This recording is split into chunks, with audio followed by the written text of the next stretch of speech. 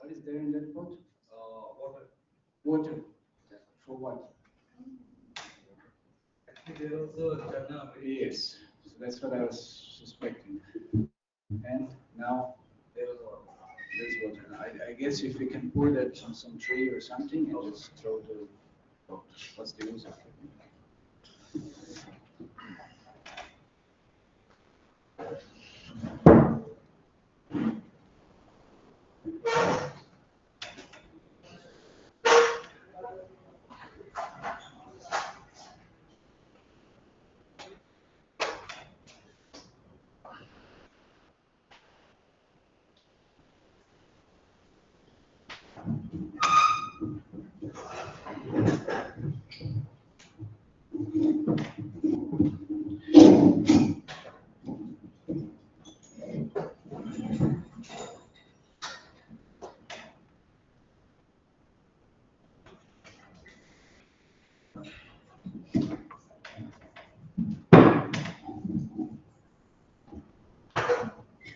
Jaya Jaya Shri Chaitanya Jaya Nityananda Jaya Shri Chaitanya Jaya Nityananda Jaya Advaita Chandra Jaya Gaura Bhakta Vrinda Jaya Advaita Chandra Jaya Gaura Bhakta Vrinda Jaya Jaya Shri Chaitanya Jaya Nityananda Jaya Jaya Shri Chaitanya Jaya Nityananda Jaya Advaita Chandra Jaya Gaura Bhakta Vrinda Jaya Advaita Chandra Jaya Gaura Bhakta Vrinda Jaya Jaya Shri Chaitanya Jaya Nityananda Jaya Jaya Shri Chaitanya Jaya Nityananda Jaya Advaita Chandra Jaya Gaura Bhakta Vrinda Jaya Advaita Chandra Jaya Gaura Bhakta Vrinda. Okay, so we're discussing from Sri Chaitanya Charitamrita. This is Adi Lila, chapter 4, the confidential reasons for the Lord's appearance. Does anyone remember anything last time we discussed? I doubt, but still, maybe.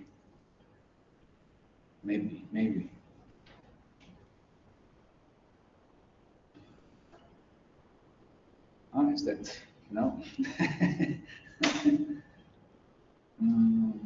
We discussed how Chaitanya Mahaprabhu appeared to experience what? He appeared as Chaitanya Mahaprabhu to experience what? Yes?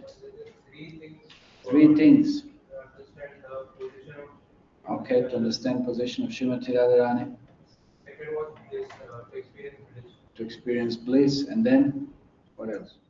What's the third one? Anybody knows? Yeah? To understand Krishna's beauty. Know how she rather get. How she feels, how she's getting attracted. Okay. And then last time that we discussed, we ended up discussing different rasas, with different relationships. We talked about,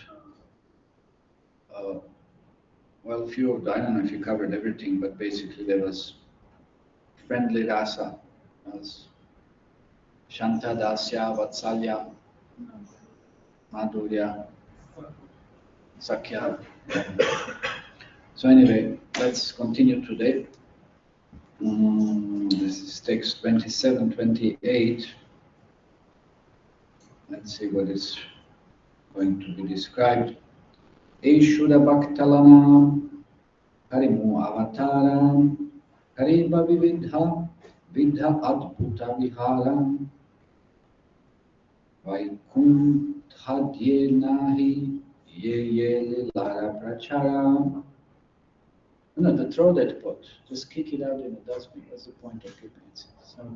It's used or something. It should not be. Se lila kariba yakte mora chamatkaram. Chamatkar. Okay, translation and purport by His Divine Graces Bhaktivedanta Swami Srila Prabhupada. Taking these pure devotees with me, I shall descend and sport in various wonderful ways, unknown even in Vaikuntha. I shall broadcast such pastimes by which even I am amazed. Purport. Lord Krishna, in the form of Lord Chaitanya, educates his devotees to develop progressively to the stage of pure devotional service. Thus, he appears periodically as a devotee to take part in various wonderful activities, depicted in his sublime philosophy and teachings.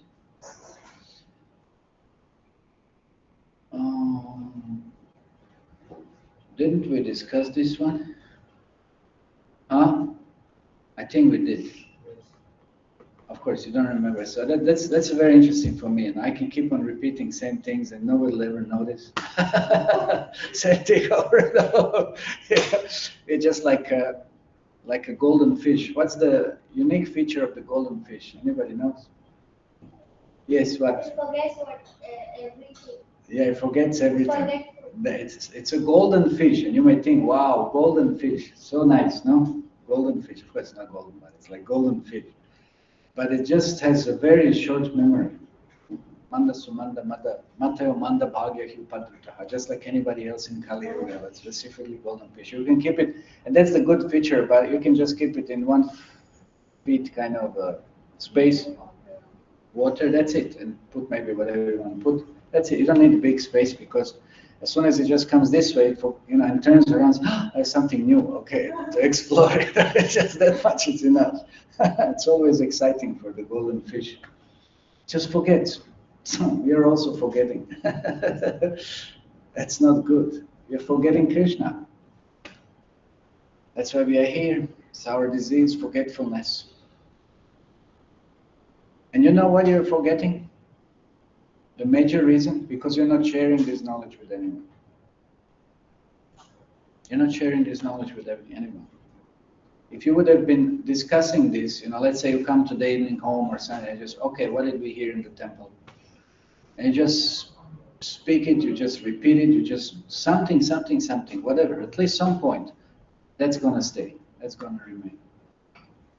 But if you don't do that, it's just inevitable. We're going to forget.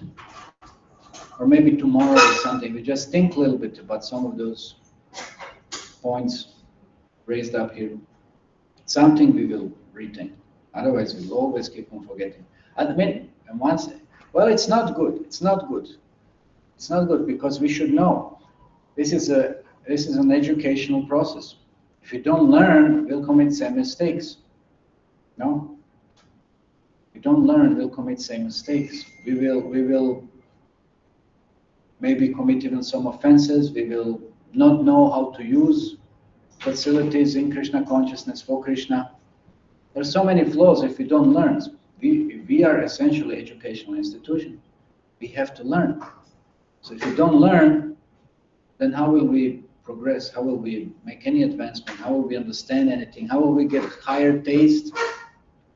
We don't learn how to use and implement whatever we can in Krishna consciousness. So it's not good. We have to keep on learning. We have to keep on getting educated, actually. Then we can hope for some advancement. So try to make some notes and then discuss with someone, at least tomorrow or whenever. Something that definitely something is going to be relevant. And then when you expect it the least, when you talk to someone about spiritual life or something, you'll see how Krishna will inspire you. All these things will come out. And you will just wonder, oh, where is this coming from? It's there, it's stored, it's recorded. Krishna is reminding us, use it now. Use it now.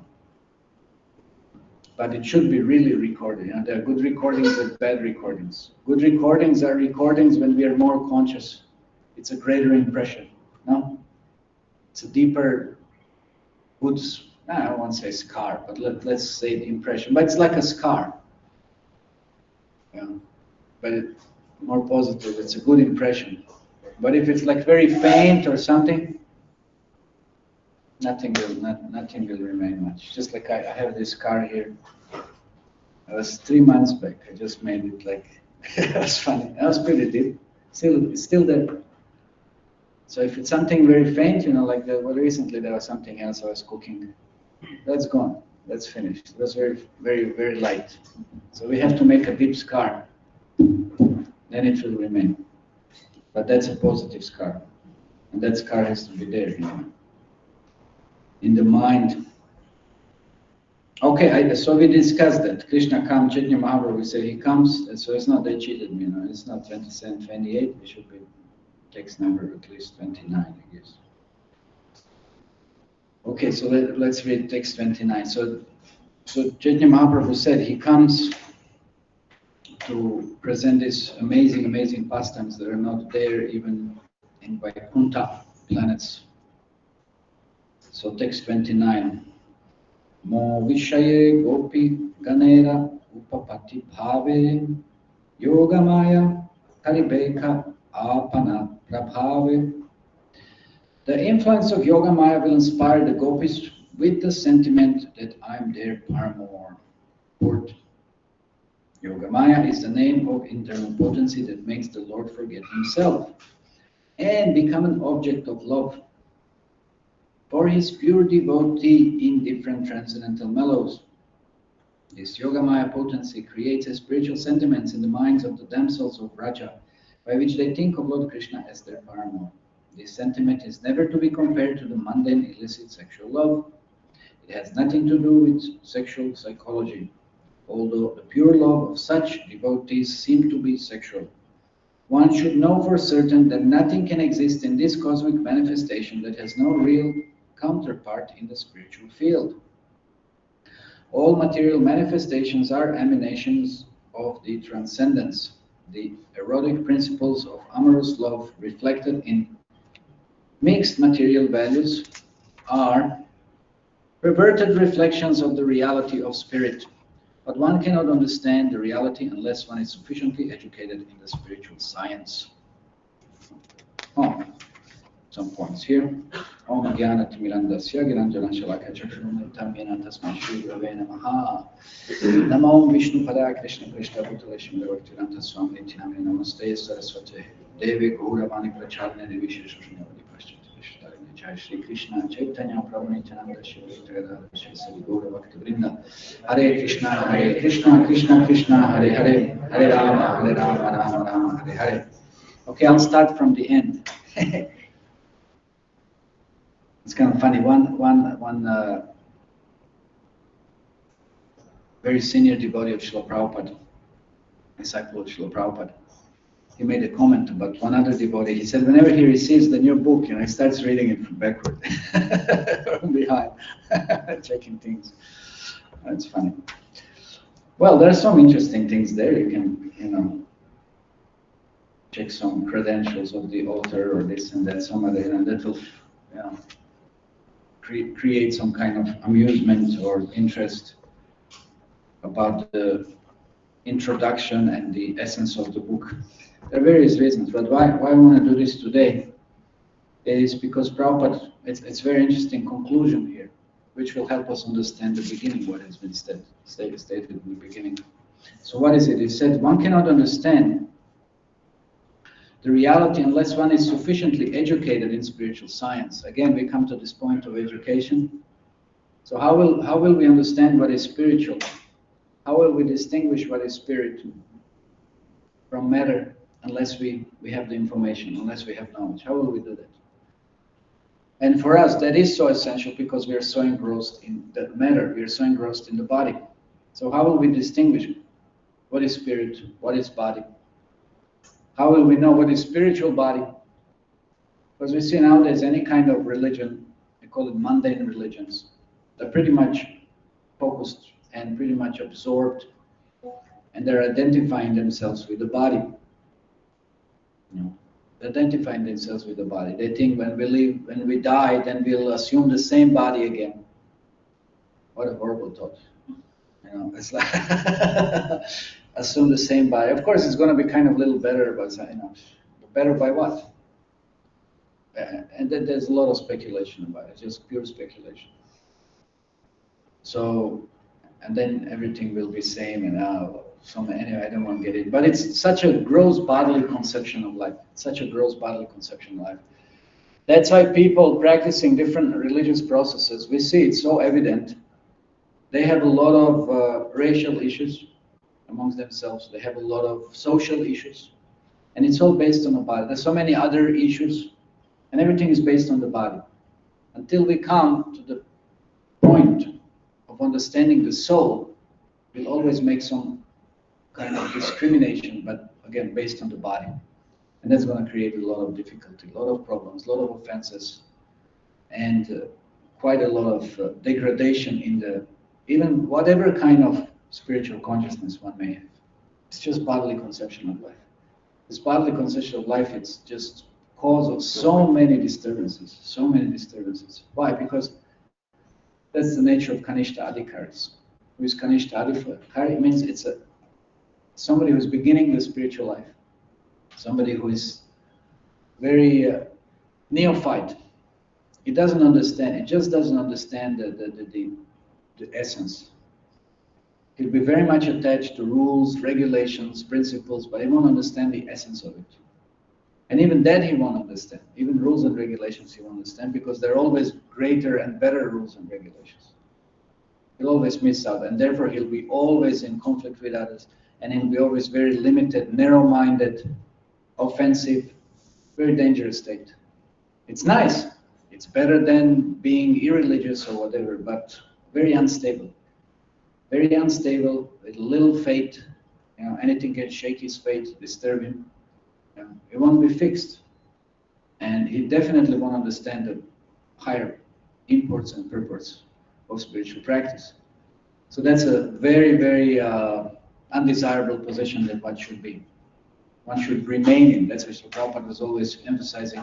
One should rise as soon as possible to the level of Madhyamadhikari, at least, where one is firm, steady, clear, with what should be done, what should not be done. So one should get educated. That's why we are here. We're discussing this Chaitanya Charitamrita or Bhagavad Gita, Bhagavatam, whatever, so many shastras, to learn something, to learn and apply, and rise as soon as possible beyond that bodily conception of life. Me and mine. Anything me and mine, me and my, somebody who is close to me. And then again, immediately we discriminate against somebody else. No, me and mine, this is the best. So foolish, because somebody else may be thinking the same thing. What's the use? What's the difference? How we didn't understand, how we can't come to the higher level of that spiritual platform. Spirit, everybody, everything and everybody are equal on the spiritual platform. That's real equality. That's real equality. Like in American Constitution, I think they have everybody's equal in front of God, something like this. Yeah. What does that equality mean? They're equal, yeah, equal as a spirit soul. Everybody has equal rights. But whether that's granted or not, that's a different thing. Yes. Yeah. But the idea, in front of God, everybody's equal. But are we, on that level to understand what is that equality in front of God? That is the level of spirit. That's the level of spiritual understanding. So to gain that understanding, one has to become educated. One has to understand the difference between matter and spirit, and the controller of the both. That's knowledge. That is what is knowledge. Yeah. If we see everything as spirit, that's great. Then we don't have to see material energy. It's wonderful to see everything as spirit, but do we see everything as spirit? No, not at all. We see everything as matter, and that's a problem. So at least we should come to the level where we differentiate between spirit and matter. Ultimately, Prabhupada said to one poet, he said, actually there's no difference between matter and spirit. Just to make things worse and complicated. There's no difference. There's no difference if you see it spiritual. In the spiritual world, everything is spiritual. There's no difference. They see even Maya as spiritual because she's serving Krishna. They don't distinguish material energy, from internal energy. They see everybody and everything is engaged in service of Krishna. So it's all spiritual. It's all spiritual or spiritualized. But we have that vision. We make discrimination. We separate. That's what Krishna says. You know it, that anything that is separated from me, it's my illusory energy, Maya. So we are separating and we are seeing everything separate. That's why it's matter. That's why we are still on bodily consciousness of life. We are very much separated from Krishna. And that's why we are very much engrossed in matter. Like people say, what's the matter? What does that mean? What's the matter? What's the matter? Yeah, matter is a problem. It's a problem. What's the matter? What's the problem? The matter is the problem. When we have that material contaminated consciousness, then how can we have greater understanding? Because we have limited, confined, like this, covered consciousness, then how can we understand anything about spirit? So one has to rise beyond that. And how can one do so? By knowledge, by information, and then by practice, by application, one will gain so much realization. So that's the first thing. One cannot understand the reality unless one is sufficiently educated in spiritual science. So we have to, it's like an expression, hammer over and over, hammering, hammering, hammering, hammering. Like you hammer the iron on that, how's that called? I keep on forgetting that. You have that iron piece, and then you put iron, then you hammer it. Huh? Anvil.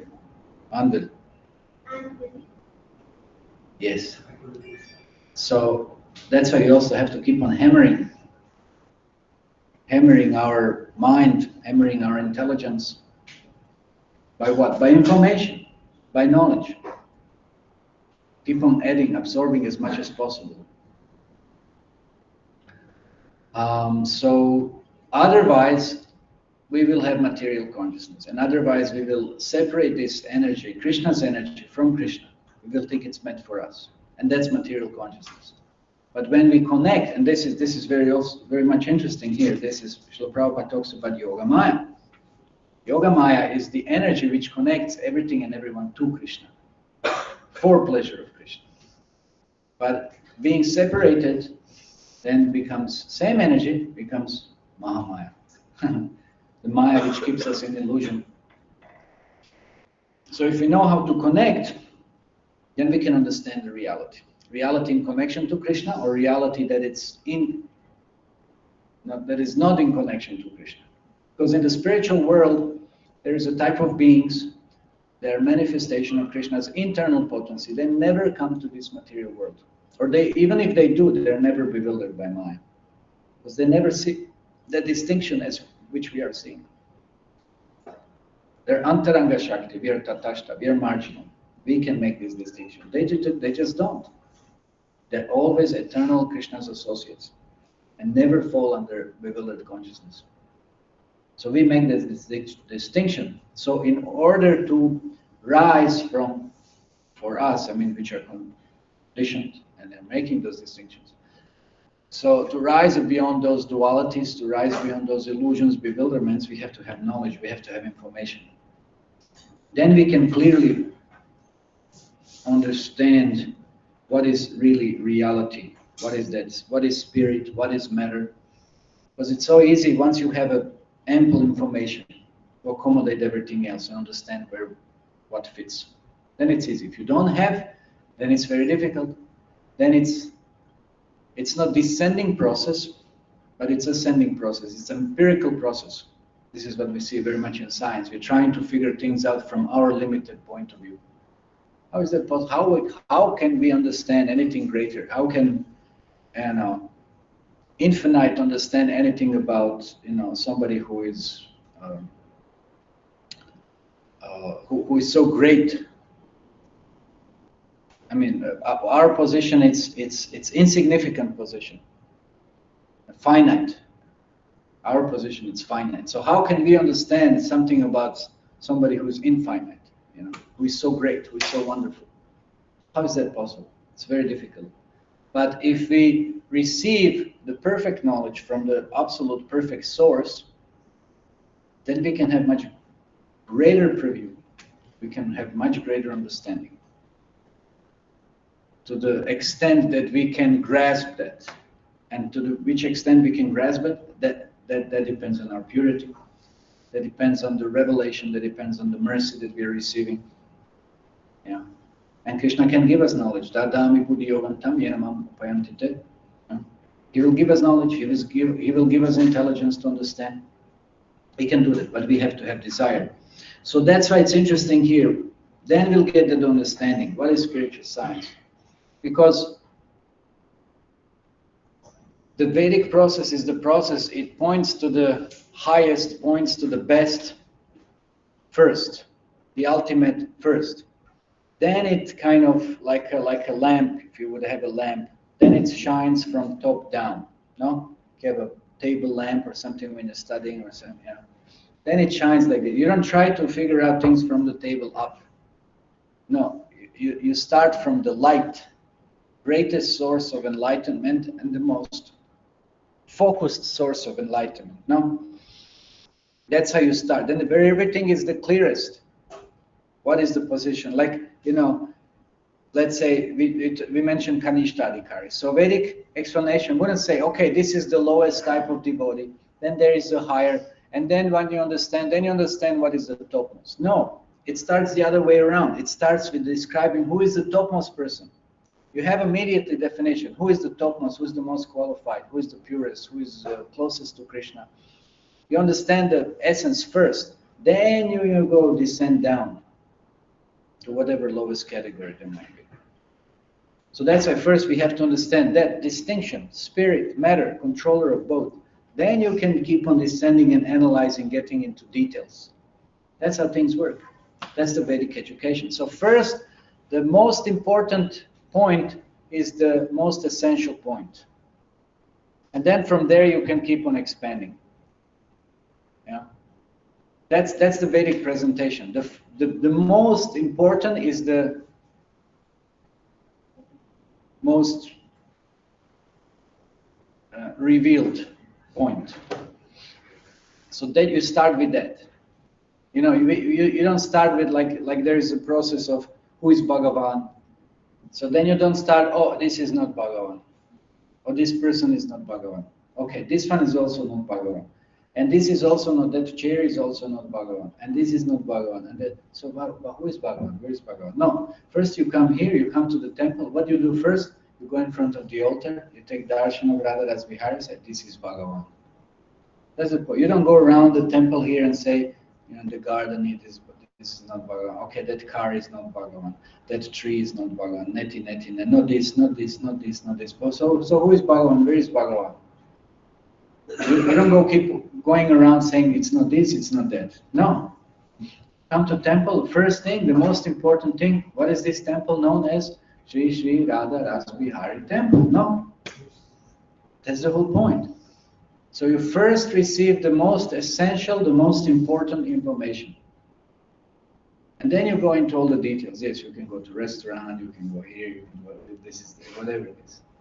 Yeah. So first the most important. So this is Vedic process. It's very clear what is spirit, what is matter, what are the different aspects of it, parts of it, connections to it, whatever. But first the essence is given. So we are clear about the essence, we are clear about the goal. We are clear about our position, we are clear about the process.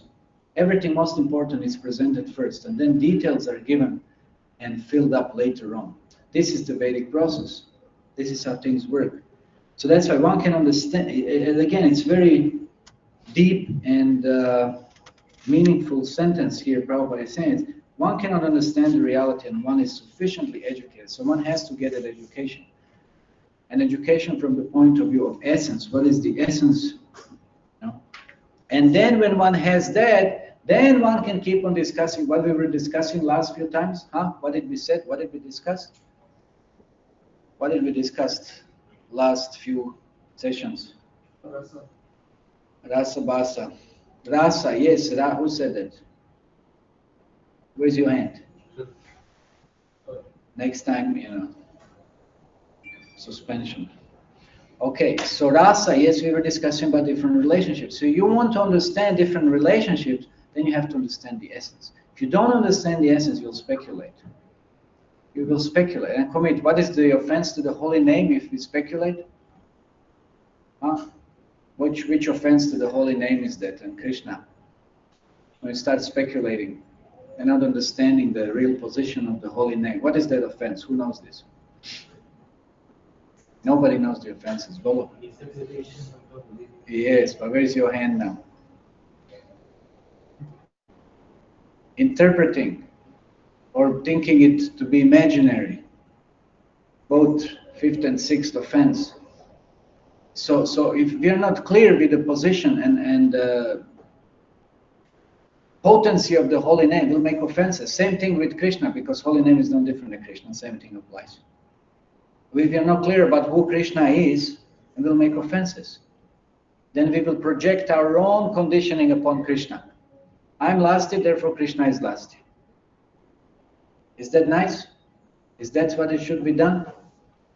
That's an offense. It's it's an enormous offense. We should not be doing this. Yeah? So we are projecting our own, all different kinds, not just this one. There's so many different kinds of conditioning. And we think Krishna is also like this. No, Krishna is not like that. Krishna is the Supreme Personality of God. This is why we read Srimad Bhagavatam. Yesterday we had a Bhagavatam session. We read Srimad Bhagavatam to understand who Krishna is. And that's why you read first 9 cantos. That's a good reading. That's a good amount of information. Then you come to the 10th canto where Krishna appears and performs different pastimes. So once you've gone through 9 cantos, then you can understand who is Krishna and what Krishna is doing in the 10th canto.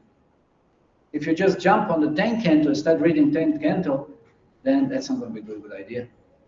That's why Srila Prabhupada gave that Krishna book, but with the purports, with explanations to how to understand what the activities and position of Krishna is. Otherwise, we start committing offenses. So we have to understand Krishna's position. Then we can understand what is that rasa. What are those activities that Krishna performs?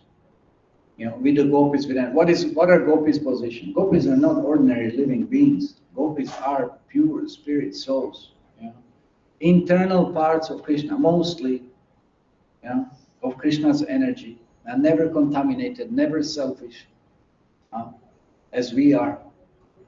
And who is Krishna? Supreme, absolute personality of Godhead. Everything belongs to him, including us. Krishna doesn't have to hanker or lust after anyone or anything. Everybody belongs to him. Anyway, that's in brief. So we should understand who is Krishna and who are the living entities that he's dealing with. how pure they are, selfless they are, then we can talk about, what Krishna is doing, and so we have to have first proper,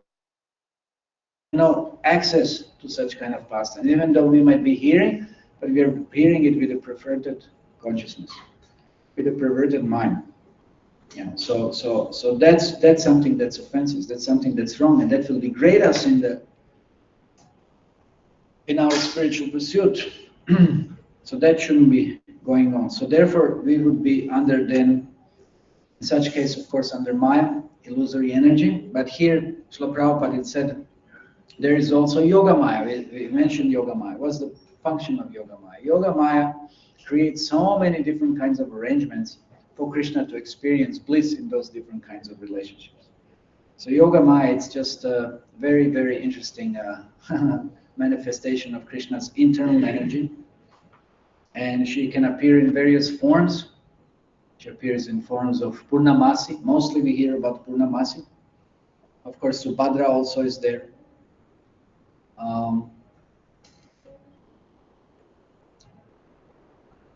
Even to, I'm not going to claim, but I guess Vrinda Devi, she's also internal potency. Is it in connection to Yoga Maya? I can't claim it. I won't. But they're all engaged in making different arrangements for Krishna's pastimes. So now Purnamasi, definitely, she is the most elderly lady in Braja. That means she's the most respected, and she's the most revered, and everybody listens to her.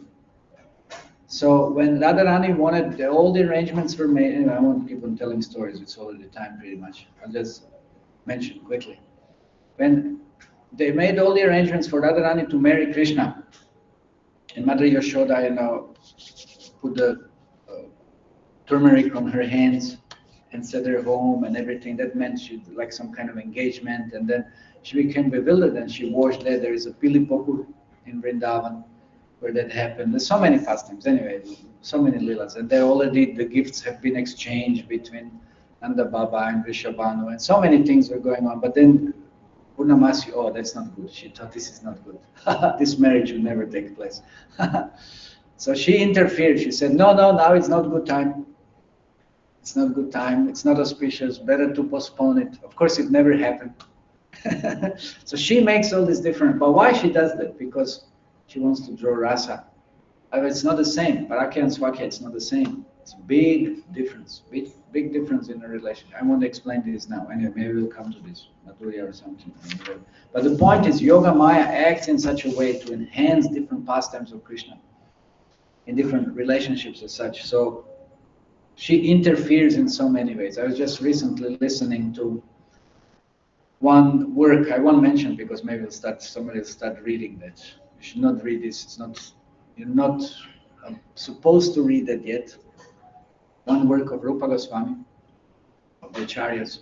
First you read Bhagavatam, and first you read the Chaitanya Charitamrita, and now this is Adi Lila. There's so many Lilas that you have to read first. Then so anyway, what it said there, it's very, very interesting. Very interesting pastimes are described about the gopis and Krishna.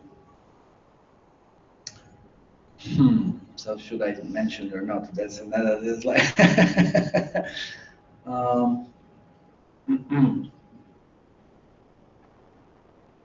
Let me think for a moment.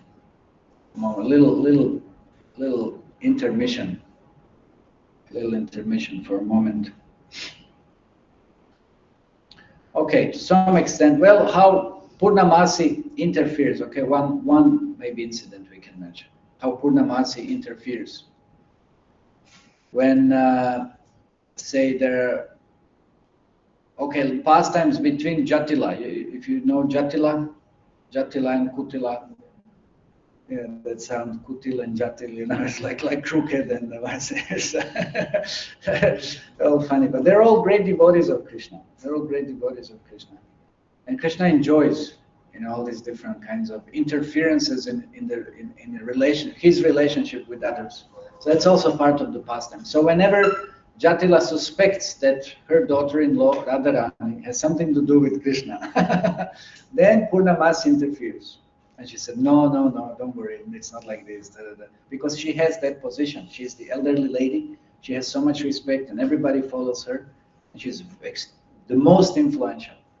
So she interferes and she defends Krishna and Radharani so that their pastimes can keep on going and expanding and happening like this. So she has, that's Yoga Maya. That's Yoga Maya. And of course, Jaktila and Kutila and everybody who are interfering, that it's like they're adding to the flavor. So it's not everything so smooth, easy, and whatever, that there's whenever there's some obstacles, the goals seemed more, relishable, no? And appreciable once you reach it, no? So there has to be something. Otherwise, it's not fun. It's not fun. It becomes too easy. We don't appreciate it so well. So Yoga Maya has that function. So she interferes in so many ways. It's even Prabhupada says here, she even makes the Lord forget himself and become an object of love for his pure devotee, different transcendental mellows. So Krishna allows Yoga Maya even to cover him, to forget about so many different kinds of his positions of divinity. So Krishna knows that he is God, yes and no. It's simultaneous. Yes and no. So depending on the rasa that is going on. So Yoga Maya has also that function. So she also creates a spiritual sentiments in the minds of damsels of Raja by which they think of Lord Krishna as their paramour. So those different kinds of pastimes and activities go on. So that is the influence of Yoga Maya. Okay, I'm going to stop here. I wanted to stop earlier actually, but somehow this subject is very deep. So quickly, maybe, are there any questions or comments? Because I have to do several things. I'm a little bit under pressure of some other responsibilities I have. Any comments or questions on this? Yes. You said that in Golok Vrindavan, the gopis, they are internal manifestations of Krishna's energy. Yeah, not all the gopis, most of them, yes. Yeah. So those who come here, we should consider them internal, or they are. No, so it's described. It's very clear who is who. Which are Jiva Tattva and which are means like Tatashta Shakti, and those which are of internal potency, direct manifestation of Krishna, like Lalita, Vishaka, and other. They're not Jiva Tattva. Those who are Manjaris, they are. Depends. Manjaris can also be eternal, and depends. Different categories. The different categories described, that's given. Okay, anything else? I wanted to know that last point which you Krishna knows he's God, yes and no. I want to know. So he knows. If he wants to know, he will know. If he doesn't want to know, then he'll allow Yoga Maya to cover him. Because if he would have been knowing, if he would be conscious, I'm God, then that's more like a feature of Narayan or Vishnu. And he would change the mood. I've been in that mood. Or so then Krishna in that form would be Krishna of Dwarka, would be Krishna of Mathura, not of Raja. That's why mostly in Raja, Krishna is not, there's no concept of his being God. And when, so in Raja he can be God, but then as soon as, in a sense that immediately that mood changes, he's transformed into Mathura or Dwarka Krishna in Vrindavan. Then when he kills the demons, he kills them in those forms, not as Raja Krishna. So even in Raja, that mood can change, but then it's not the Raja Krishna. Then he manifests as the Vrindavan, the Dwarka or Mathura Krishna, and then he kills demons in that form. He doesn't kill as Raja Krishna. Form as in his physical body? Yeah, the form can change because he can assume 4 arms and he can have 2. Like in Dwarka and Mathura, he can have 4 or 2. But he's Krishna, he's same Krishna. So that, in that sense, only form may change by manifestation of these 4 and 2 hands. And the mood. But otherwise, Krishna is Krishna. So at that time when he's fighting with demons. So it's not Raja Krishna. He kills them as Dwarka or Mathura. So his body also is that. No, it's the same body. It's the same body, but mood may change, or he may manifest more arms or not. That's up to Krishna. Because in Dwarka and Mathura, he displays the same, or he doesn't have to display. But those manifestations are different manifestations of Krishna. And as Raja Krishna doesn't interfere or doesn't involve himself with such kind of activities. Yeah? Yes? Prabhuji, as you said that it's the other way around, that we are differentiating the Kanishth, Madhyam and Uttam Adhikari. So first we need to go to the Uttam Adhikari and then... No, not that we have to go, but first we have to understand what is the topmost, what is the best, what is the essence. And then you water things down, then you can understand everything else. So like in spiritual life also, we have to understand who is God. And then we can understand whatever it's in relationship to God. First we understand the essence. Whatever we are dealing with, we understand the essence. Not that we keep on speculating what is the essence. Like scientists now, like what is this, what is that. And the more they, find out the things, the more practically they're lost in many ways. They don't know what they're looking for. But spiritual life, it's first you understand what you're looking for, and then you head towards it. The goal is very clear. The essence is very clear. But in the network instruction, it has been mentioned that first you are just go and listen and see the thing, how it works, and then you will... That is there, but you understand what is the goal, what is the essence. The process for you is given what you're supposed to do, but your goal is very clear. Your goal is clear. What is the goal? Your spirit soul. That's already meant. It's not that you first do this, then you will realize maybe, then. No, first it said this is it, but then what the process is, yes, it's a gradual process. It's a gradual process. But you understand the essence, you understand the goal first. You're not kept in darkness about that. No, that's very clear. That's the first thing it's given. The topmost, the best, the ultimate thing, it's presented at first. But if a person is neophyte into the spiritual world... like, okay, material modern education. You really start studying about something once you, start doing your PhD or something. In the Vedic scriptures, it's just the other way around. First, you're given the essence, then you, dissect the things afterwards and just go into so many other details.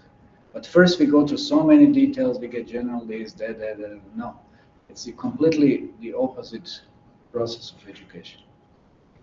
So first we understand, like I said, first you understand Krishna, then you understand everything in connection to Krishna. First you go to the roots, then you deal with everything else. That's what we have to understand. Is that? Yeah? Yes.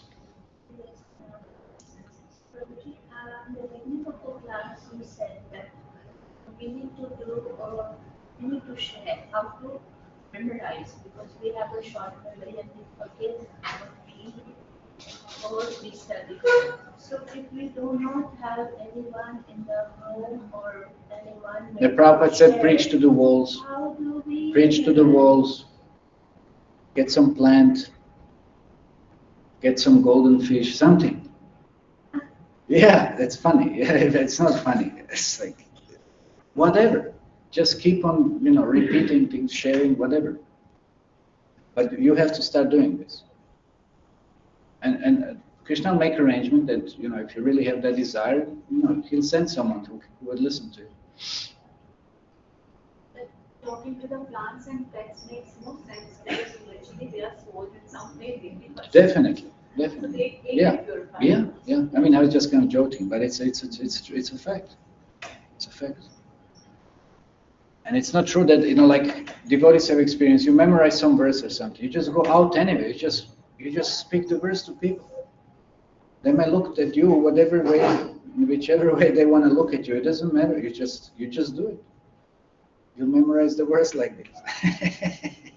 At least you're not in the West. You're here in India, so some Sanskrit, but it's not such a shocking thing to do. Speaking some Sanskrit. Okay, fast, yeah, because I really want to. So, Prabhuji, like as you mentioned, who called upon you now? Who called upon you? No, Gaurav. Prabhuji, like Prabhupada says that Bhagavad Gita is level 1 and Bhagavatam is level 2 and Okay.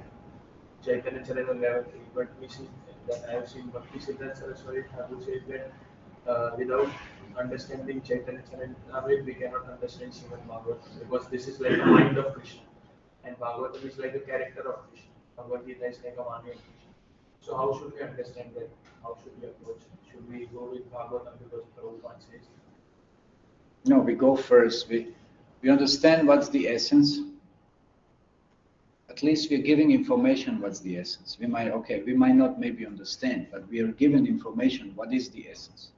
Then how to understand the essence, then there's a process to follow. But at least we are clear with what the essence is. We may not reach to that essence, but at least we should be clear what it is, so that we know where to direct and what to focus upon. Okay. So, but we should normally we should read Bhagavatam only second. We should first graduate Bhagavad Gita, then you go Bhagavat, and then you go to Chaitanya Charitamrita. That's the process given. Yeah. Okay, fast now. Let's say Krishna's original Supreme Self Godhead. But then Mathura, Lord Dwaraka, that also original Supreme Self Godhead? Yes. There is no difference. Original. There is difference and there is no difference. But still it's original. Yes. Supreme. Yes. Any Supreme Personality of Godhead is original. But they say there's no but. Shastra is Swam Bhagavan is Krishna. So that's why it said best, better, and the best.